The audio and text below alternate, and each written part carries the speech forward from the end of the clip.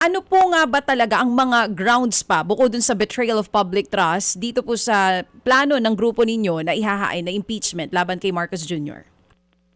Well, ang pangunahing pong focus nga natin ay betrayal of public trust. Ito ay pagkakanulo ng tiwalang ipinagkaloob ng publiko sa Office of the President dahil nga po pinayagan ng Pangulo, tinaguyod ang isang sistema ng pork barrel allocation, so yung allocables, na siya ang nagtatakda ng matatanggap ng mga iba't ibang opisyales, pinalaki ang unprogrammed appropriations at ginamit ito para ponduhan ang mga maanumalyang flood control projects. Kasama na dito yung paggalaw sa PhilHealth funds para i-divert papunta sa mga unprogrammed appropriations. At syempre po, yung seryosong aligasyon na merong mga kickbacks na napunta sa Malacanang at hindi man lang na-imbestigahan, napanagot ang mga opisyales, no? Pinagpitiw na lang dahil nga po pinoprotektahan sila ng Pangulo na pinaniniwalaan naming ultimate beneficiary ng mga kickbacks na nakuha mula sa mga iba't ibang infrastructure Okay. projects. Oo, So yun ang tatlong impeachable act.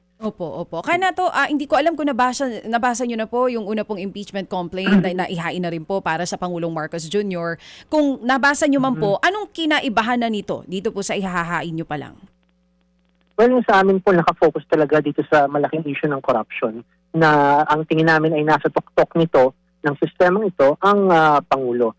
So hindi na po namin concern yung sa ICC o yung mga iba't iba pang mga aligasyon. Talagang solely nakafocus tayo dun sa paano ginawa ang pagnanakaw sa pondong publiko under the Marcos administration. So yun po ang tingin namin pinakamalakas, pinakakagyat at pinakakinakailangang batayan lalo na sa usapin ng accountability sa kasalukuyan. Oo, kana to medyo mabigat ha. Ito pong gagamitin nyo pong grounds dyan po sa ihahain yung impeachment complaint na may kinalaman po doon sa mga SOPs and kickbacks. Meron po ba kayong mga ebidensyang hawak? Ano pong mga ebidensya ang gagamitin nyo dito kung saan maipapakita na talagang umabot hanggang kay Pangulong Marcos Jr.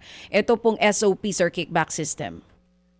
Well, unang-una po na ebidensya pagbabatayan natin ay lahat ng dokumentong may kinalaman sa pambansang budget, sa releases ng mga unprogrammed appropriations, sa pagpapalobo ng mga unprogrammed appropriations for flood control projects.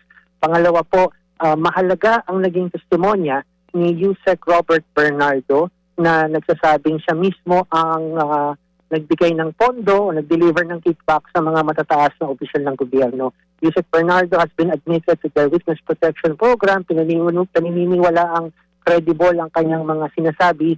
Pero sa kabila ng lahat ng yan, nakita nga natin, hindi inimbestigahan, hindi kinasuhan itong mga nababanggit na mga opisyales dahil nga sila ay tumatanggap ng kickbacks on behalf of the President. Sila ay pinoprotektahan ng Malacanang hanggang sa kasalukuyan.